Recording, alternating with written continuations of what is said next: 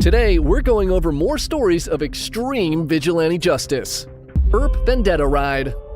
It's October 26, 1881, and the town marshal of Tombstone, Arizona, Virgil Earp, along with his brothers Wyatt and Morgan and their good friend Doc Holliday, are unknowingly walking into the most famous gunfight in American history. Tombstone was a booming silver town, and many fortune seekers from around the country were moving there in droves to try to strike it rich. But the rapid population growth also attracted some not-so-savory characters, and a group of outlaws who called themselves the Cowboys began to frequent the town and often found themselves involved in most of the major crimes in the area. They rustle cattle, hold up stagecoaches, and operate as if they're above the law. Virgil Earp had been installed as the town's marshal that year, and he and his brothers had many run-ins with the Cowboys as they tried to maintain the law and order in the area. The Cowboys don't like the Earps, and the feelings were mutual, and neither side was very shy when it came to saying what they thought of the other group.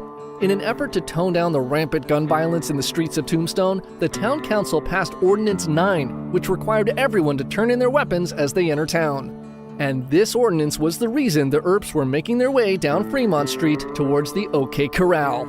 The previous night, a cowboy named Ike Clanton had spent the night in town getting hammered and loudly threatening to kill the Earps. And I'm going to cut in here because, to be fair to Ike, it's kind of important to know why he was threatening to kill the Earps. See, he had secretly made a deal with Wyatt Earp to help him get some of his fellow cowboys arrested for an attempted stagecoach robbery in exchange for money.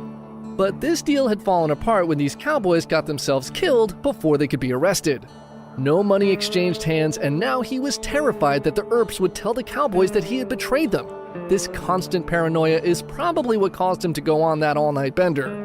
Anyways, Virgil had found Ike, pistol-whipped him, and confiscated his guns. Ike's younger brother, Billy Clanton, and two other cowboys had come into town to get him, but when they arrived, they found out that the Earps had pistol-whipped Ike, and that pissed them off. They refused to turn in their guns, and were eventually joined by the still-dazed Ike Clanton and their friend Tom McClory, who was also in town overnight. Townspeople told Virgil that the cowboys were armed and up to no good in a vacant lot near the OK Corral, and this is